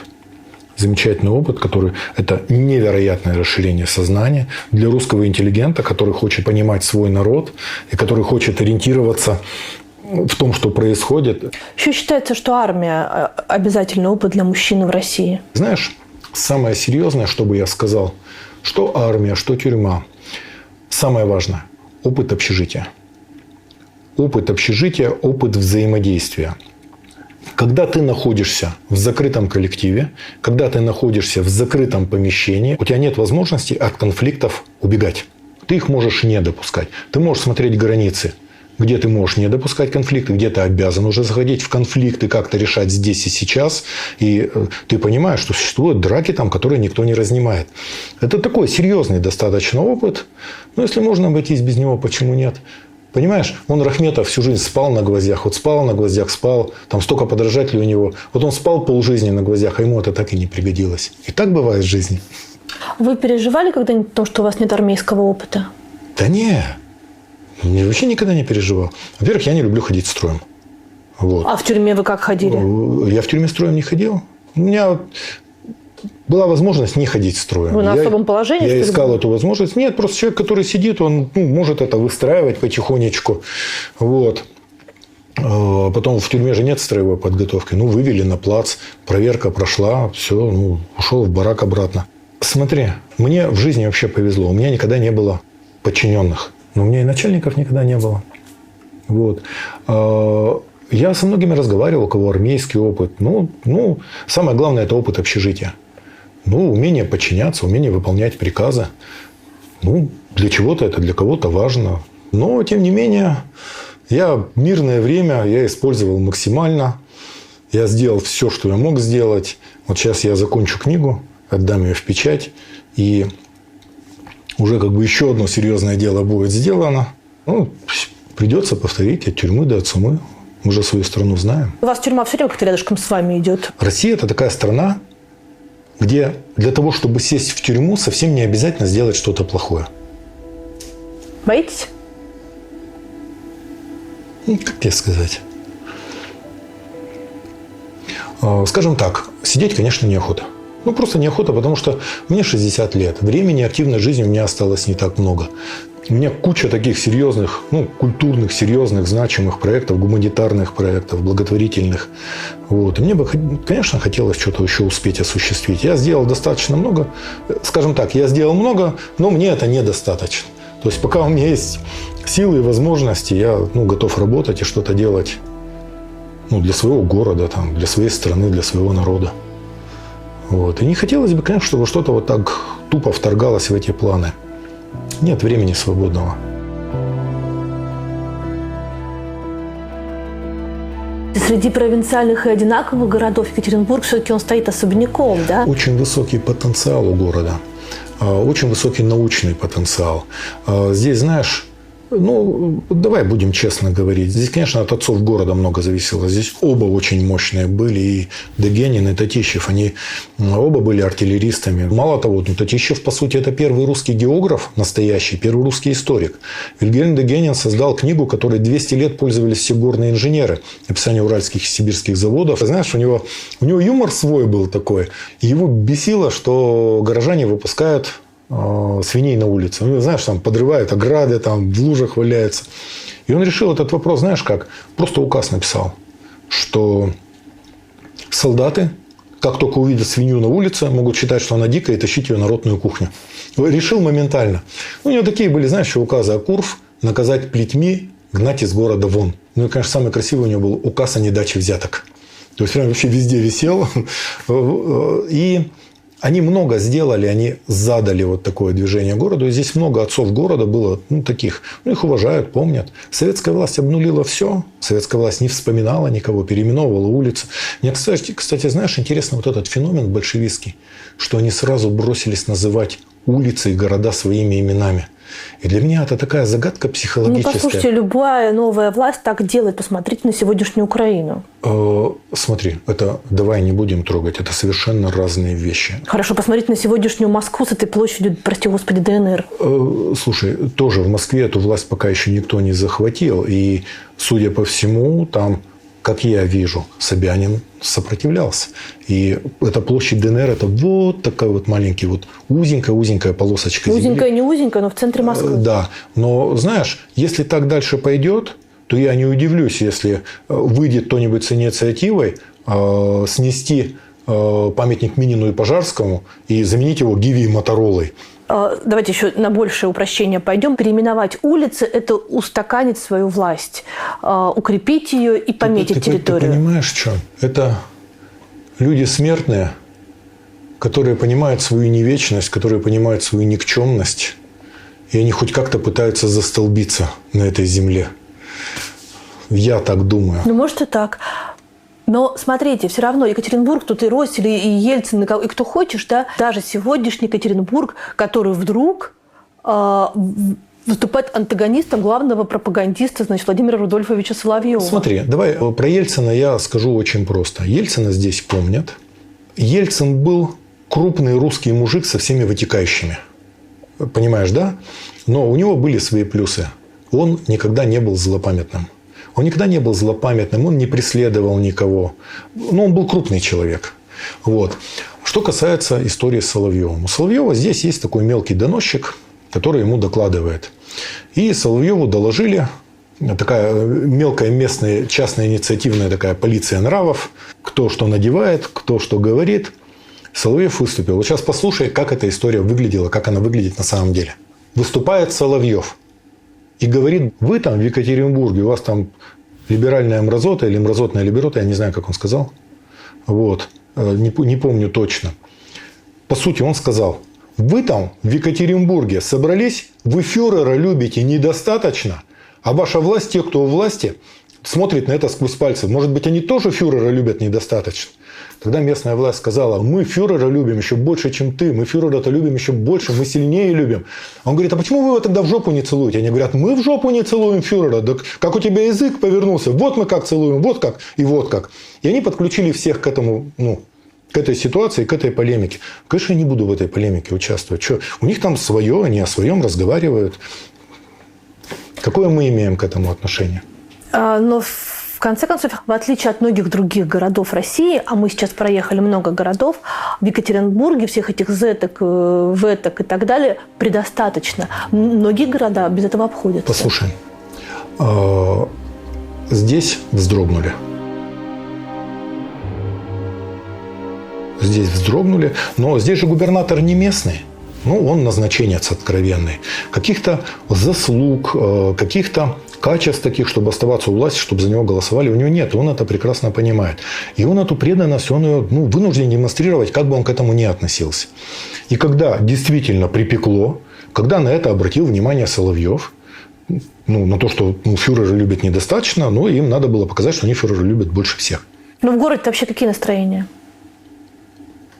Но среди моего окружения нет никого, кто бы поддерживал войну. Просто ни одного нет. Я знаю людей, причем достаточно высокопоставленных. Кто-то отмалчивается, кто-то там кривится, кто-то не боится вслух сказать. Но у меня нет ни одного знакомого, кто бы поддерживал войну. Тут у нас один известный человек выступил за войну.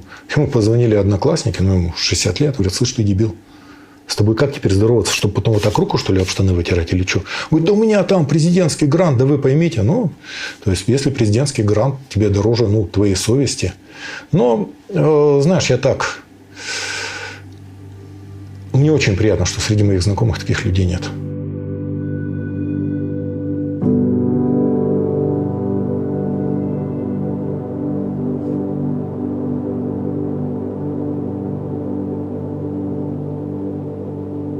Сцена гостеприимства Авраамова. То есть, одна из серьезных библейских сцен. Поскольку все иконописцы, все были крепостными крестьянами. Представляешь, все равно крестьянское восприятие. Если ангелы пришли в гости, их же надо угостить, накормить. И на стол вообще кто что горазд. Стараются. Но здесь вот у Авраама рыба. Не знаю, уха или что у него там. Там вот рыба у ангела. Здесь-то просто пельменями кормят. Вот здесь-то уха, здесь у него рыба, а здесь куча мелких рыбешечек. Знаешь, типа жареные барабульки принесли. Я видел арбуз на столе, видел морожку. Кто во что горазд. И вот это вот доброе такое крестьянское восприятие.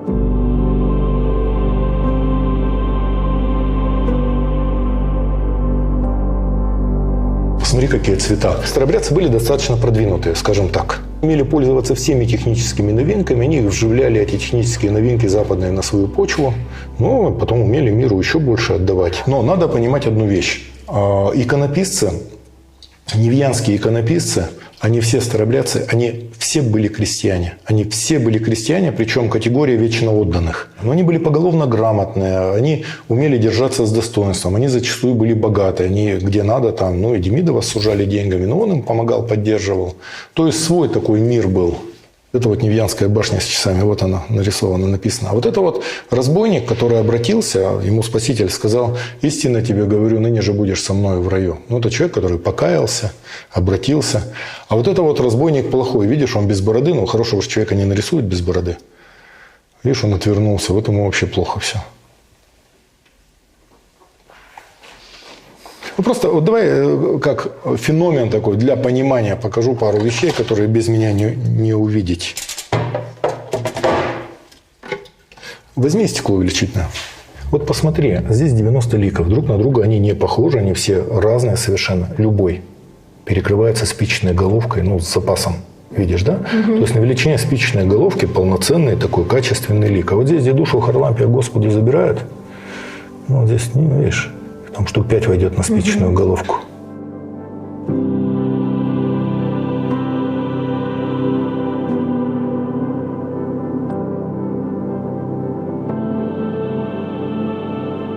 Это вот Богоматерь всех скорбящих радость, обуреваемым пристанище эпизод. Видишь, тонут люди, вот ангел прилетел. Вот здесь штук 10 войдет на спичечную головку этих ликов. Каждый пальчик там прописан. А самое интересное другое. Смотри, вот здесь каторжанин сидит в тюрьме. Вот такая мордочка такая торчит. Видно, что ему не очень здорово там. А вот здесь вот эпизод один интересный. Вот это вот Рождество Богоматери. И надо понимать одну вещь, что русская икона, она писалась вся в обратной перспективе. Но конец 18 века. Уже знаешь, Демидовы уже своих отправляли в Италию учиться. Но все равно век просвещения такой. И иконописец приоткрывает окошко, так и называется эффект окна, и показывает, что ему известна еще и прямая перспектива. То есть он раз показал, да, что все разбираюсь, все понимаю, или вот здесь вот так раз. Но не буду. Да, но... Ты очень русский характер. Да, работает как положено. Причем здесь, знаешь, доходит до несуществующих геометрических фигур, типа как у Мориса Эшера. Вот. А знаешь, что интересно? Лучшую работу по перспективе в русской иконе написал академик Раушенбах. Ну, отец советского ракетостроения. Он у нас здесь сидел. Вот. Он написал здесь, он на Централе сидел, потом этапами его в Тагил отправили. Он теорию крыла написал, ну, то, на чем потом советское самолетостроение строилось. И написал вот эту вот замечательную работу о перспективе в русской иконописи, то, чем пользуются все искусствоведы до сих пор. Вы внутренне себя ощущаете евреем или русским? Мне в этом плане очень сильно повезло. Знаешь, если бы я не хотел даже себя ощущать евреем, но я все равно Ройзман. Мне от этого не деться никуда. Представляешь, меня скажут, у вас вот такая фамилия, вы еврей. А я скажу, нет, я немец. Ты можешь себе представить такое? Я всегда был евреем, никто из моих никогда не прятался. Но лет с 16 начиная, я начал читать Библию. И я вдруг понял, что есть какие-то определенные штампы, и все, я за них вышагнул, я совсем по-другому отнесся, у меня появилось другое совершенно чувство достоинства, у меня другая гордость появилась. Меня время от времени раньше приглашали, ну, когда Ханука, там праздник, община собирается, там огромный зал, меня приглашали, я видел, что много молодых, я им говорю, запомните, просто запомните, вы не дети торговцев, вы не дети ростовщиков, вы не дети менял. Вы дети мудрецов, воинов. Ну, то есть, совсем другая позиция для молодых. Такая стартовая, потому что это дает возможность выпрямить спину и расправить плечи. Когда ты живешь в чужой стране, и не всегда эта страна к тебе, ну, скажем так, благоприятна. Поэтому, конечно, я всегда себя ощущаю евреем. По-настоящему, достаточно глубоко. То есть вы иудей? Вот. Нет. Но точно так же я ощущаю себя русским. Я знаю русскую историю. Я побывал во всех тех местах, о которых я пишу. У меня там 4 века в экспедициях. И поэтому меня все устраивает, мне нормально. Мне там комфортно, я там понимаю, и там я себя ощущаю. Я считаю, что меня это не разрывает, меня это обогащает. Мне в этой жизни повезло, что я вижу и с этой стороны, и с этой стороны. Вы вообще религиозный человек? Скажем так, я не религиозный человек, наверное, потому что я еще немножечко ленивый. Но я, безусловно, я человек верующий. Вот. Другое, что мне сложно там что-то говорить о форме веры. Сколько-то я понимаю суть иудаизма, сколько-то я понимаю суть православия. Если я когда-то ограничивался там, собственно, Писанием, ну, Торой, пророками, то потом я по-другому совершенно начал читать Новый Завет. Ну, кстати, в Экклезиасте есть одна из лучших книг человечества, на мой взгляд, потому что Библия, в первую очередь, это высокая литература. Там есть одна фраза: «Держись одного и не отнимай свои руки от другого». Вот ровно тот самый случай. Ваши бабушка и дедушка приехали с Украины. Это и по еврейской линии, да, бабушка и дедушка? Смотри. Это те, про которых стихотворение «Происхождение» у Багрицкого. Блин, представляешь, Багрицкий, для меня вот этот его сборник «Юго-Запад». Был период, когда просто русская литература была сосредоточена в Одессе. Представляешь, сколько народу одновременно там. Бабель, Багрицкий, Ильф и Петров, Катаев, Паустовский. Много там. Там и Утесов, и Острых, и да, кто-то только нет. Ну, слушай, потом уже дальше-то там и Жванецкий, и все остальные. Одно из самых сильных вообще впечатлений в жизни у меня была Одесса. Я когда первый раз туда попал, мне 17 лет было. А как вы попали в Одессу? Одна книжка такая светленькая. Просто улетели. Мы тогда с товарищем... Парень здесь у нас учился на матмехе. Марик Лезник. Вот, он киевлянин был. И он нас пригласил, мы приехали. С Костей Патрушевым приехали. Я когда первый раз Киев увидел, а я в Москве не бывал до этого момента. Я когда первый раз Киев увидел, я просто не представлял, что такие города бывают. И у меня на всю жизнь Киев остался вот так вот. А потом мы уехали в Одессу.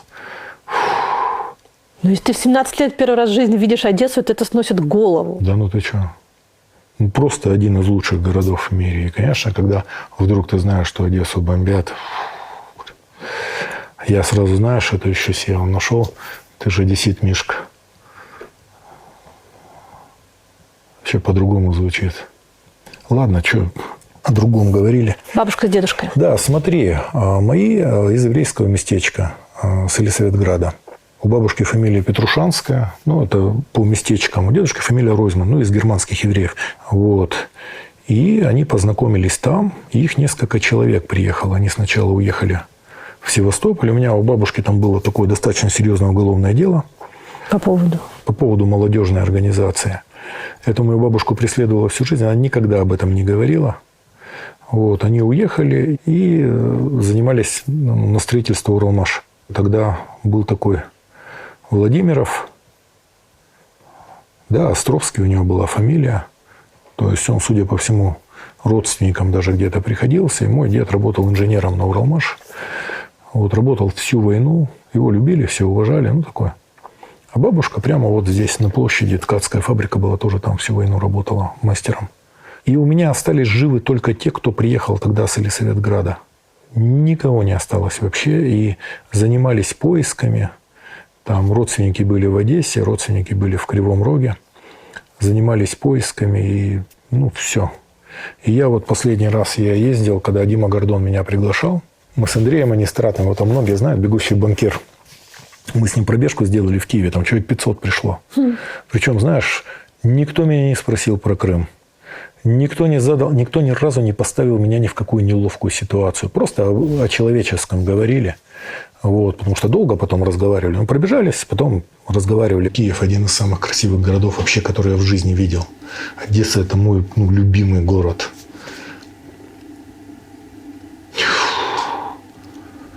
Мало того, ну, куча знакомых, куча друзей. Я боюсь звонить. Знаешь, я позвоню, а мне скажут, знаешь, что, не звони сюда больше. И что я буду делать? Что, не звоните? Я не звоню лишний раз. Мне просто откровенно стыдно. Ну, а потом, знаешь, здесь как бы душно и страшно не было. Ну, им в 100 раз страшнее. То есть здесь хотя бы не бомбят. И, знаешь, у них еще у всех негодование такое. Чисто человеческое, даже где-то детское негодование. Вы что? Ну, мы же соседи, мы же братья, мы же друзья. Вы что? И я не понимаю на самом деле. И я не понимаю, у меня нет какой-то линии поведения там. Понятно, что когда-то все закончится. А стихи пишутся? Нет, я стихи перестал писать давно.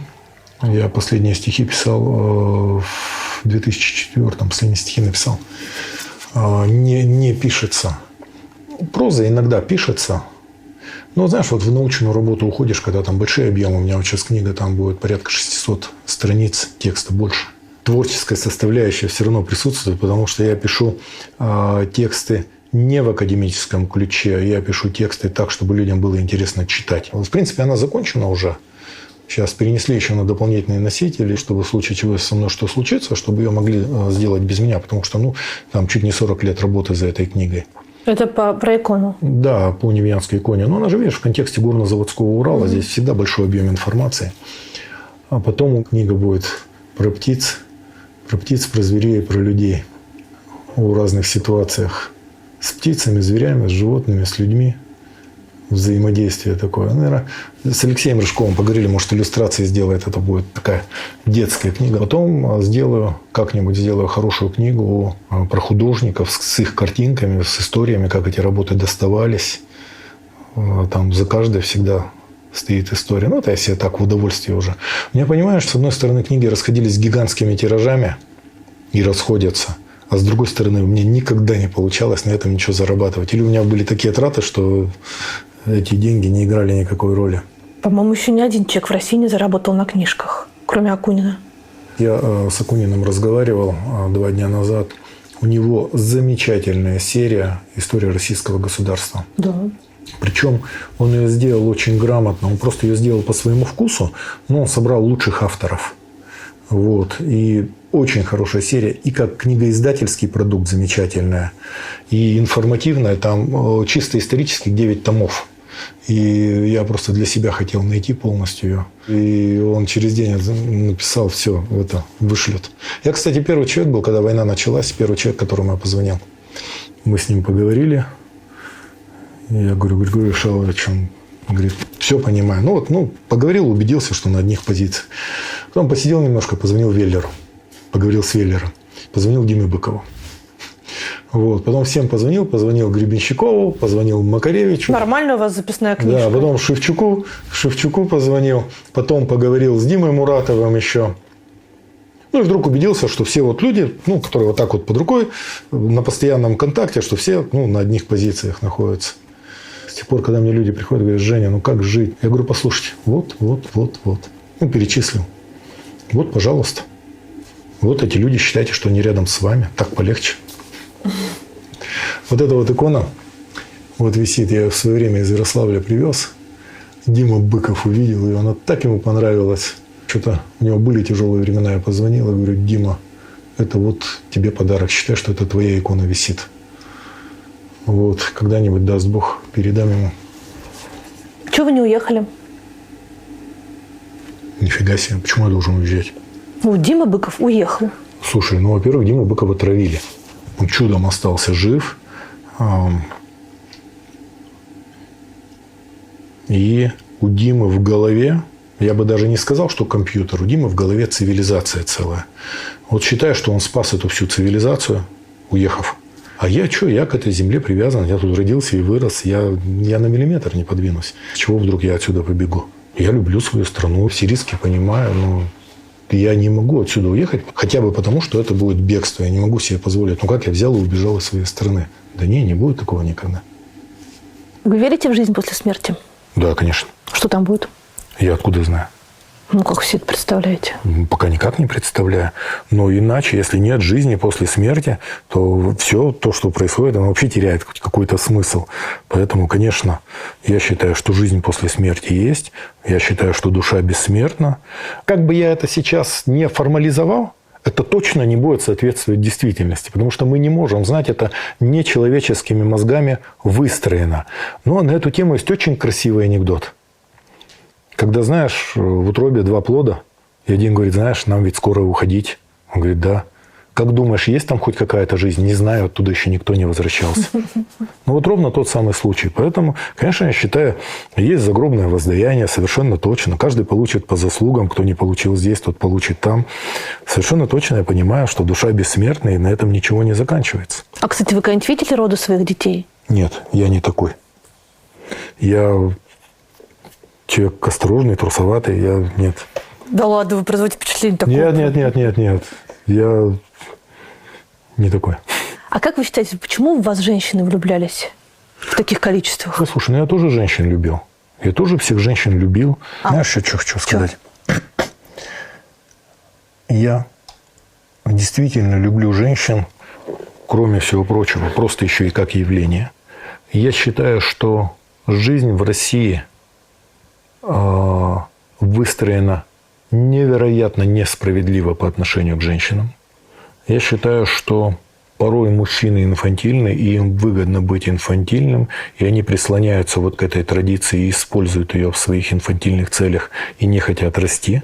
То есть я это очень хорошо понимаю. И я считаю, конечно, что и страна в целом, и мужчины здесь, конечно, женщинам не додали. Вы не такой? Я такой. Я такой, и мне это тоже некомфортно, мне это тоже нехорошо, потому что я понимаю, что это неправильно. Вот. Другое дело, что мне не хватает ресурса, и меня это очень сильно мучает. Я просто с мамой в свое время откровенно разговаривал, и я просто понимаю, насколько тяжело жилось женщинам. То есть, и по большей части и сейчас это так. Вот.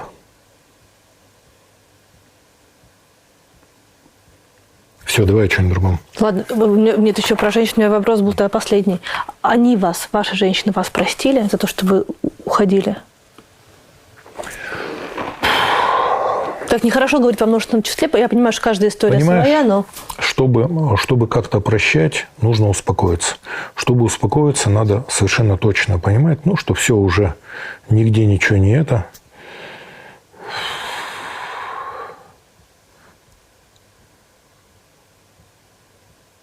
То есть это время нужно.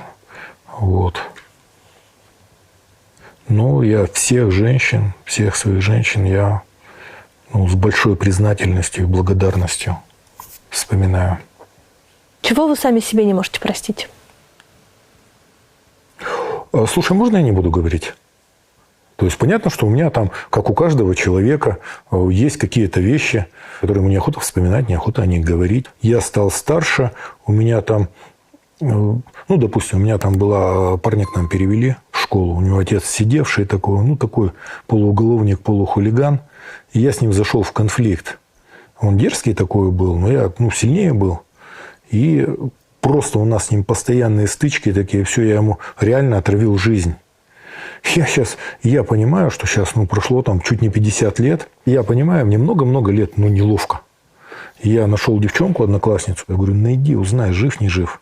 Потому что просто, хочу подъехать в глаза, посмотреть. Я столько лет не видел, 48 лет я его не видел. Вот, посмотреть в глаза, сказать, что я был неправ. То есть, у меня еще там несколько подобных ситуаций есть, которые я постараюсь успеть. Так и что, посмотрели? Нет, я просто попросил, чтобы нашла, я сделаю это. Есть какие-то вещи. Иногда вдруг вспоминаешь, зажмуришься. Вот. Что можно исправить, я постараюсь исправить. А что я не могу исправить, я где-то попытаюсь людям отработать. То есть вы как будто бы на финишную прямую вышли? Ты знаешь, очень серьезные вещи ты сейчас сказала. Появилось ощущение конечности времени. Я долго-долго об этом не думал. И вдруг у меня появилось вот это ощущение. И я вспоминаю, у меня был один разговор с народным художником, академик Виталий Михайлович Волович, один из лучших вообще книжных графиков русских всех времен. И он мне как-то говорит, Женя, знаете, я, понял, в чем у меня страх смерти. Я говорю, в чем, Виталий Михайлович? Ему уже за 80 был. Он говорит, для меня страх смерти – это страх недоделанной работы. И я вдруг понял, что страх смерти, да, страх недоделанный, недосказанный. Есть о чем подумать. Просто стал старше, вынужден с этим считаться, вынужден... Знаешь, в свое время я был молодой, как-то с Эмилией Марковной Горанковой разговаривали. Я говорю, Эмилия Марковна, к смерти надо относиться с презрением. Она меня так осадила, говорит, Женя, к смерти надо относиться с уважением. Я это тоже запомнил.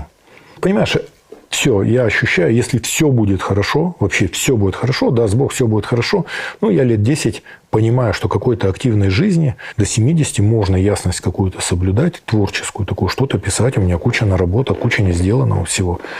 То есть я думаю, что это... это же Россия здесь. Невозможно загадывать. То есть горизонт планирования, в своей стране он такой. Поэтому я все понимаю. Выберите, пожалуйста, милосердие или справедливость? Уже, конечно, милосердие, но я должен сказать, что это опыт и возраст. Свобода или стабильность? Свобода, конечно. Свобода – это смысл всего, и нет для человека ничего важнее свободы. Правда или безопасность? Я думаю, наверное, все-таки правда. Родина или истина? Слушай, подожди. Это серьезные вопросы. Подожди, дай подумать. Какой-нибудь родина или истина. Давай на примерах на каких-то. Бывает так, что ради истины нужно отказаться от Родины. Бывает так, из любви к Родине нужно пойти против истины. Для меня очень сложно увидеть эту ситуацию, где из любви к Родине. Я не уверен, что для моей Родины может быть польза какая-то, если я буду кривить душой. То есть это очень сложный вопрос, и я не готов, я не могу на него так ответить. Слушай, давай я тебе другой вопрос задам. Не надо. Это же я задаю вопросы. Подожди, представь себе простую вещь. Как ты считаешь, кто больше любил свою родину? Германию? Офицер вермахта, который до последнего выполнял приказы своего фюрера? Или участник антифашистского подполья? Я думаю, оба.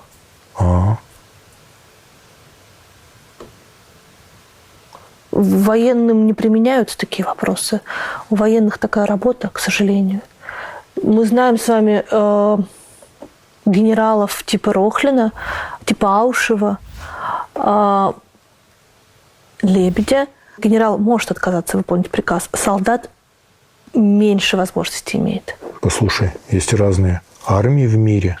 И, в частности, у израильтян если приказ противоречит какой-то человечности, он его может не выполнять. То есть по-разному бывает, по-разному уставы выстроены. Я не моралист, я не берусь сейчас судить. Но ты задала серьезный вопрос, и я на него не могу так просто ответить. Ты знаешь, скажу тебе больше. Чем дольше я живу, тем больше у меня появляется вопросов, и тем меньше у меня ответов. Ну, видите, вы же автор канала «Сила в правде». Слушай, ну это же не значит, что я должен знать все. Это же утверждение, да, «Сила в правде», в том числе с этим утверждением на броне сейчас входит в Украину. Уже даже не входит, а вошли. Я к этому отношения не имею.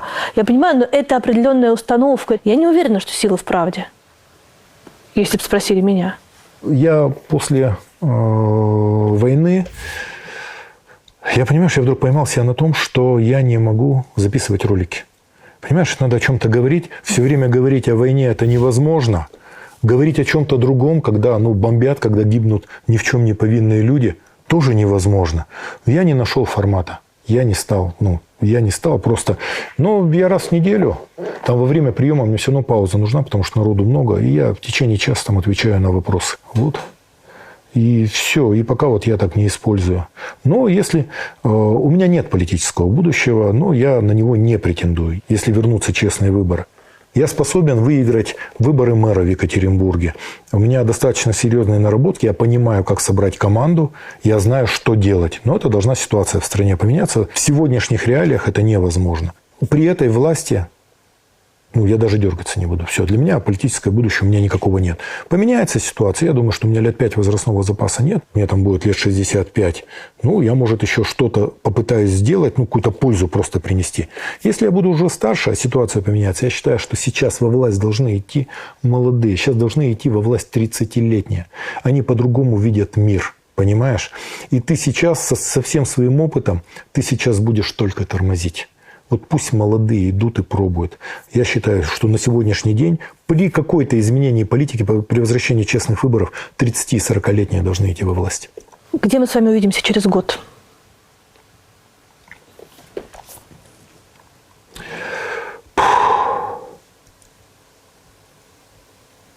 Конечно, хотелось бы, чтобы за год ситуация как-то изменилась.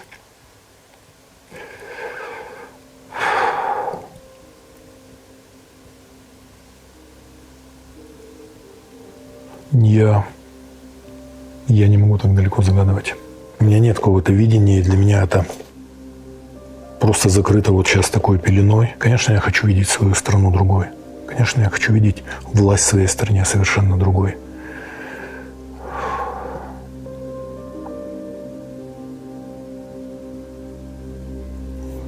При этом я еще понимаю, что люди в моей стране, очень много людей просто заколдованы. Еще какое-то время их предстоит расколдовывать. Нет у меня ответов на такие вопросы.